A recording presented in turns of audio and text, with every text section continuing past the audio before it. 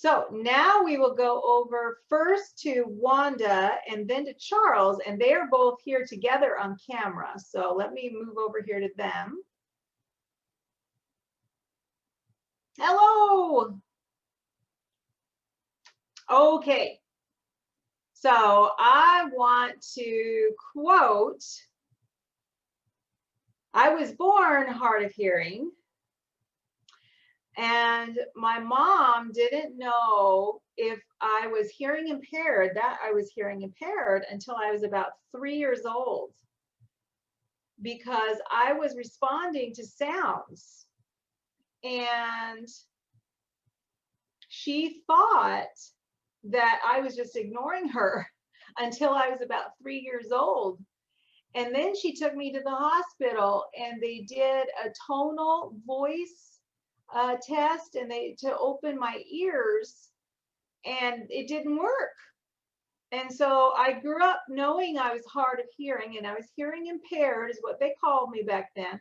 And my mama, she would tell me stories. She'd sit next to me. My brother too would sit with me, and he could shout loud in my ear. One ear could hear pretty well, but my other one couldn't.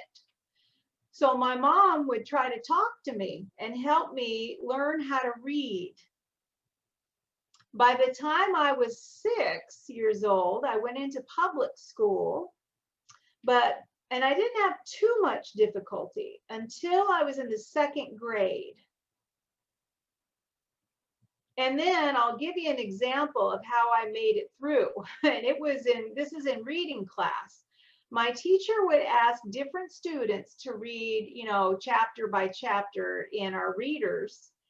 And I would count the chapters, 1, 2, 3, 4, 5, until it got to my turn. So I would look at the kids, look at the chapters, and I knew where it was based on how many kids. So I could read a chapter based on where I knew it was going to be, not because I could hear it. So I wasn't dumb.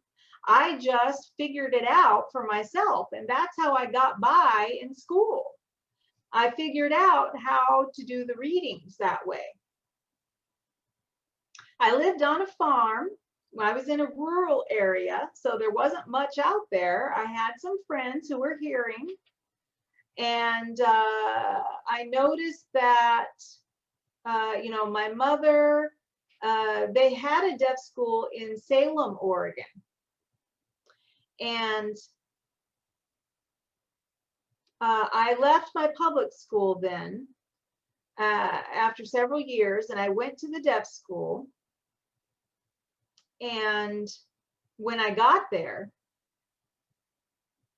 I was in, just past 2nd grade, I went into school there. And I got to that deaf school, and I was put in Prep 1 is what it was called then. It was like a pre-1st grade-ish time. And I stayed there for a while, and I ended up skipping the 1st grade, went into the 2nd grade. And that year they gave me a hearing aid. These are the old big ones that they're strapped to your chest, and they had big wires that stuck in your ear. These are the old school style ones, with big old wires and such. And I was for the first time able to hear, and I could already speak, but they would put their hands over my mouth because they wanted me to hear. And then after that 2nd grade, they transferred me back to the public school. And they said, well, you need to stay in the public school for 2 years. So I was there till 4th grade, but then I started having problems because I could not understand. I could not really comprehend what I was hearing enough to learn. And I was trying to just memorize things, but I couldn't answer questions. I was trying to figure things out by myself. And I was acting like, I was thinking and I was trying, and I was giving wrong answers. And the teacher was saying, oh, honey, good try, honey. But, anyway, they transferred me back to the deaf school then for a visit, they said. Oh, and I forgot to tell you. So, yeah, and I went there to visit the deaf school, met some old friends there who were 7 or 8 years old who recognized me, and they said, "Oh, Wanda, Wanda, we remember you."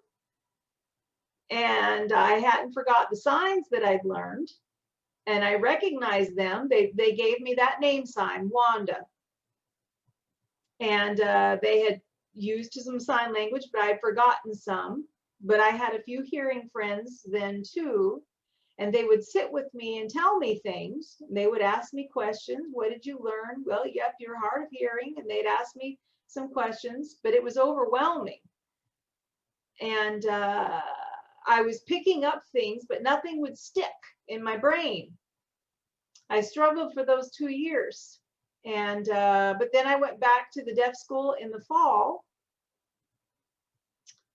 and I was much happier there. A month went by, and I just learned so quickly in the deaf school, and sign language came back very quickly. And the teachers were so much easier for me there.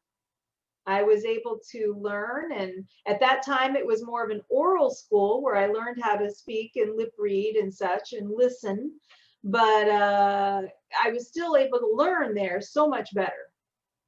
And my teachers were better, and they didn't sign back in my time, but in the dorms they did. In the dorms they sure did. They weren't allowed to, but they did. And back then, you know, they would explain things to me, and when the teachers would look, you stop talking all of a sudden, you know, you don't talk because they wouldn't let you sign. But ASL, you know, me being a hard of hearing person, I could hear some things. I could talk on the phone even back then. And I had these big coils that would let me speak on the phone. And so people, my other deaf friends depended on me to help them talk on the phone and such. And they would ask me, "Is my voice normal? Is my voice normal?" And I would say, "Well, I don't know. I guess it sounds okay, or it sounds a little deaf, I guess." And they would ask me, you know, "What do you think about me? What do you think of my voice? You can hear me, right? How am I sounding?" And I would say, "Well, I guess you sound pretty normal. I don't really know." And but the ASL that I picked up there helped me a lot. So to answer your question, I could comprehend better, and I could learn, and I could understand, and I could memorize, and I made progress. And that's how I was able to do it. And then I was able to go to Gallaudet and graduate college. And I became a librarian, and I was able to work for all these years. And I ended up getting a job working at the Washington School for the Deaf, and was able to teach until I retired. And so that was my whole life. And ASL is a big, huge part of my life. And now I have friends who are deaf and who are hearing, and I have a great group. I was never lost after that. And I've been able to, you know, I'm still able to talk and able to lip read and able to, I'm never lost. I've never been at lost. And so to me, yeah, I'm a hard of hearing person, but those words and the language and comprehension was important to me. So I was never able to, that was, I know I've been talking a lot, but that was all a very important part of my life, to have friends and to have communication and all of that. And to get that, to have that, and to be comfortable, and to have schooling, and to have that in my home, and have that in my past, and all of that as a part of my life is worth it. All of those things were important. If I hadn't had that, it wouldn't have worked for me. So that was an important part of my life. So, well, that's really neat. Okay, so thank you for all those memories and for explaining all that, and sign language too. So we'll go over to Charles now and get his. Okay, hello, hello. So my sign name is Charles, like this. You might wonder, what is that? I have no idea what that means. None at all. I was actually born hearing. I was born hearing. It's true. You might not think it, but I was. When I was 16 months old, my grandmother, this is terrible. My grandmother says I got the flu. Yep, I got the flu pretty bad. I was near dead. Near dead. I'm fine though. I'm fine. But lost my hearing because of it. Yep. And boy, so I don't know why that happened or how that happened. I've looked at old pictures and such, and I've tried to figure out to see what that was like. But I grew up, and I had an old hearing aid that had wires that went over the top of your head, and I had the big box on the chest too. But I never was able to hear with it. My dad was hopeful. Oh, he wanted me to hear so bad. But those things hurt like the dickens. Boy, did they hurt. Oh, man.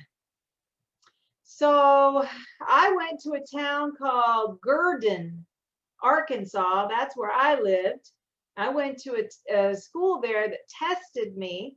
My mom took me there, had me go in and try to talk. I never could talk.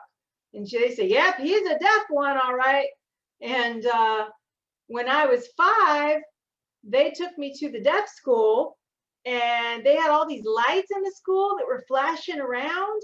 And I was scared when I went there, and I started crying. Oh, I was so scared. And then they had me take my tonsils out. They thought that would help me hear better.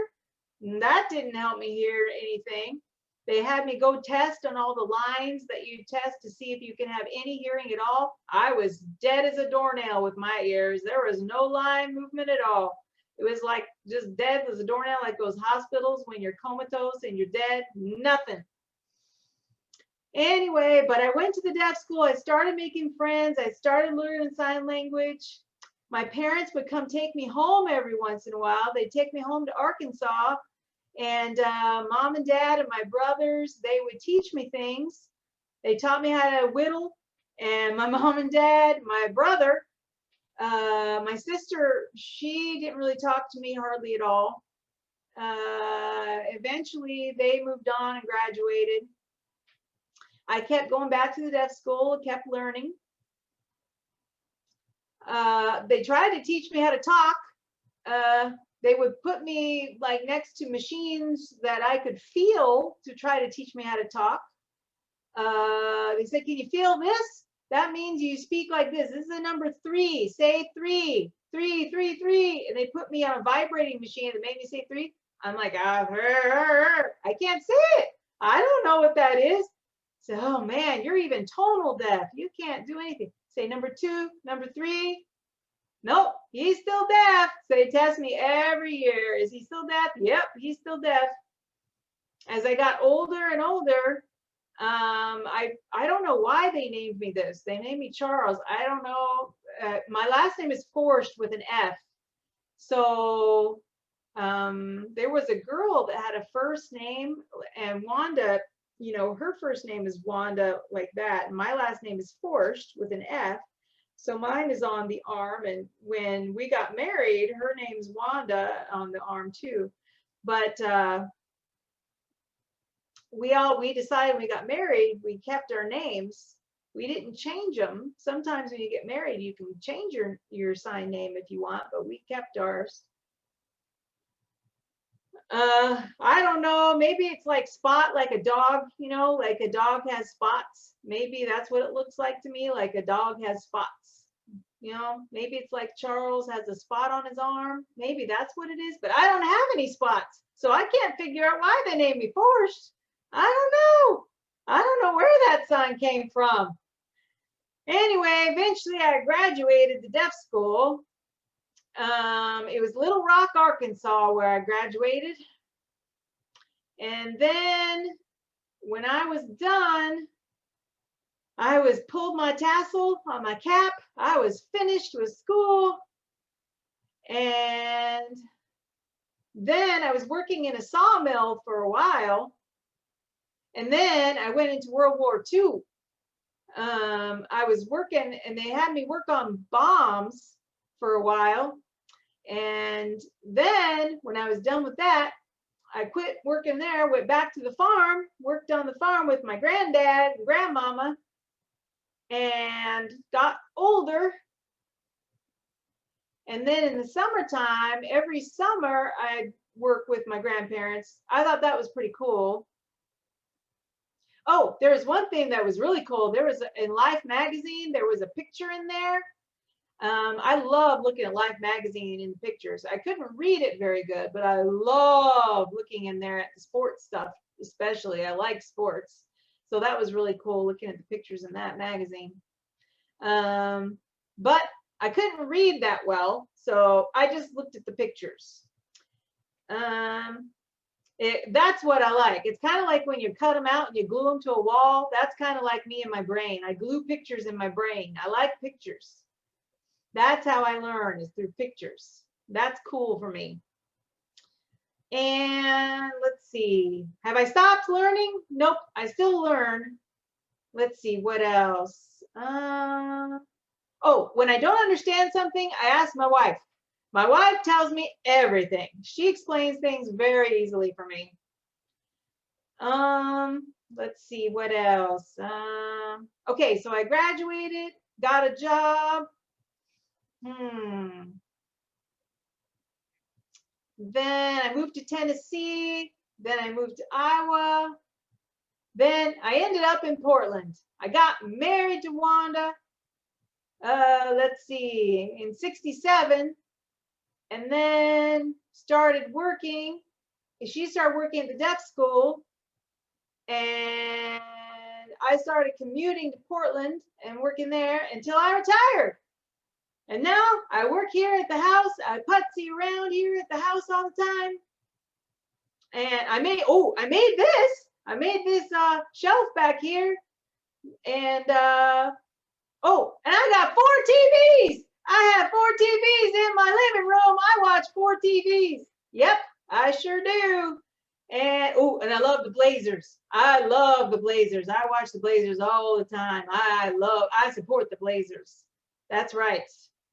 She, not my wife though. No, we that's why we have 4 TVs. That way she can watch what she wants. I can watch what I want at the same time, and we can watch all the kinds of sports. And we watch cowboy shows. No captions. They don't have captions on those old cowboy shows. But one of these days, I don't know, one of these days maybe they'll have the captions on there so I can really enjoy those cowboy westerns. That's it for now. Okay. All right.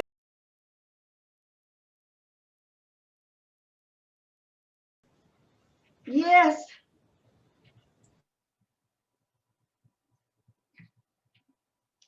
Well, I was thinking sometimes, you know, it's very helpful. I was remembering that my husband, Charles, the first time we went to visit family, we wanted to sit down with his brother, and there was just some home signs, and it was very difficult for me and for actually the both of us to look and try to get ready to, you know, get ready to fly home, and the communication just wasn't happening. And we told the brother to keep an eye out, and we told the flight attendant or the steward, we were deaf and can you help us out? And when the time comes for us to get on the plane, will you let us know?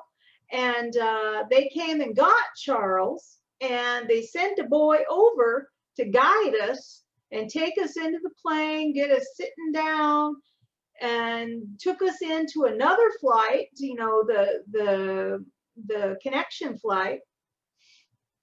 Helped guide us through that travel that day. And most of the time, you know, we try to do things on our own, get ourselves situated and such.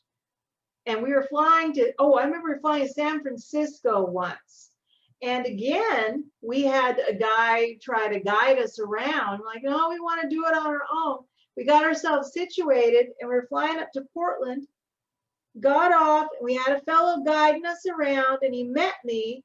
And I was like, well, how would you feel if one of us was married or we had kids and then we were treated like a little boy or a little girl or something, and or somebody had to drive us back and forth to Portland or drive us around or guide us from place to place or take us from state to state, or we couldn't be independent or anything. And then the airline was trying to guide us from place to place. So that was one thing I wanted to say, is to be careful not to treat people like children. You know, they have to be independent. They have to have their own space and not have people explain everything to them or guide them around or treat them like children. Or, you know, that was an example of something that, oh, and Charles had something he wanted to say. Oh, it's kind of like, you know, a blind person, you know, that is handicapped. They need somebody to guide them around, but they don't want to be called handicapped. They still want to be independent as much as possible. Their brain still works. And so it's kind of like, as a deaf person, their eyes work. They want to be able to use their eyes. Just because you're a deaf person doesn't mean they need to rely on somebody else all the time. Just because your ear doesn't work doesn't mean you need somebody to help you out constantly. You can figure things out for yourself for the most part. You know, I don't need a guy guiding me around. Ah, thank you so much. Okay, now we do have a few questions from, I see from Chat. Hold on.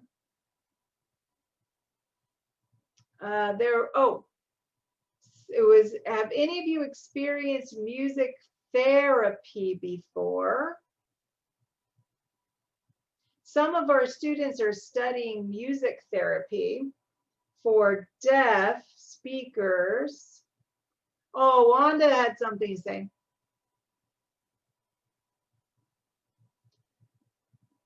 Oh, because I'm hard of hearing, I actually can play the piano. I've taken piano lessons and I can read music. Sometimes I hit the wrong key, or the timing can be slightly poor. But I do enjoy music. And my son says, he doesn't complain much, but he says that hearing people can sing off key, which can be jarring. But I love music. I love music, and I've always appreciated it. So music therapy, to me, I don't know if it would really help me, but as far as music goes, watching music or seeing captioned music or so forth, I don't know that would mean, you know, if it kind of could end up being redundant. But some things, you know, if I could identify it, I don't know if it would really, you know, one of my best friends, she's very deaf, but she can also play the piano. She knows chords and she can read notes. So I don't know how much it would help per se, but.